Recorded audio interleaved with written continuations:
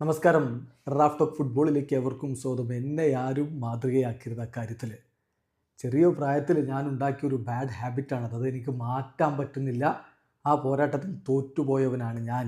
പറയുന്നത് FC ബാഴ്സലോണയുടെ goal keeper വോയ്ചെക് ഷെസ്നിയാണ്. സംഗതി മറ്റൊന്നുമല്ല, അദ്ദേഹത്തിൻ്റെ പുകവലി എല്ലാവർക്കും അറിയാവുന്ന കാര്യമാണല്ലോ. അതിനെക്കുറിച്ചാണ് അദ്ദേഹം ഇപ്പോൾ തുറന്ന് സംസാരിക്കുന്നത്. ഷെസ്നി ഫിമഡോ എന്ന് പറഞ്ഞുകൊണ്ട് ബാഴ്സ ആരാധകർ ചാൻഡൊക്കെ ചെയ്യാറുണ്ട്, അതായത് സ്മോക്കർ ഷെസ്നി എന്നൊക്കെ പറഞ്ഞുകൊണ്ട്.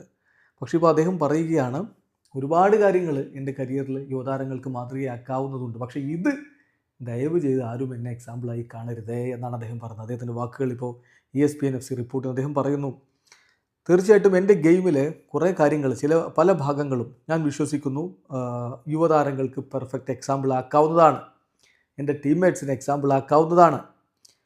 തീർച്ചയായിട്ടും കരിയറിൽ ഫോളോ ചെയ്യേണ്ടാത്ത കാര്യങ്ങളുമുണ്ട്, ചില ആസ്പെക്റ്റുകൾ.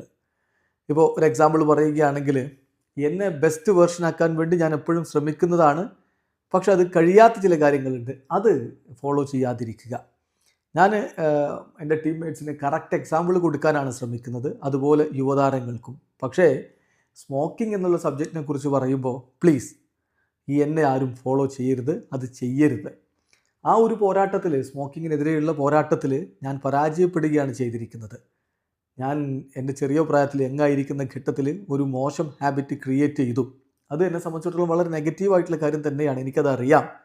പക്ഷേ ആ പോരാട്ടത്തിൽ ഞാൻ പരാജയപ്പെട്ടവരാണ്. സോ ഫോർ എനിബഡി വാച്ചിങ് എനിക്ക് പറയാനുള്ളത്, don't do what I did. ഞാൻ ചെയ്ത കാര്യങ്ങൾ നിങ്ങൾ ചെയ്യാതിരിക്കുക, ആരും എന്നെ ആ കാര്യത്തിൽ മാതൃകയാക്കരുത് എന്നാണ് ഷെസ്നി പറയുന്നത്. അദ്ദേഹത്തിന് അറിയാം അത് ബാഡ് ഹാബിറ്റാണ്, നല്ലതല്ല എന്ന്. പക്ഷേ എന്ത് ചെയ്യാം, അദ്ദേഹത്തിന് അത് കൺട്രോൾ ചെയ്യാൻ പറ്റുന്നില്ല. ആ പോരാട്ടത്തിൽ അദ്ദേഹം വീണുപോയി എന്നാണ് അദ്ദേഹം പറയുന്നത്. വീഡിയോ അവസാനിക്കുന്നു.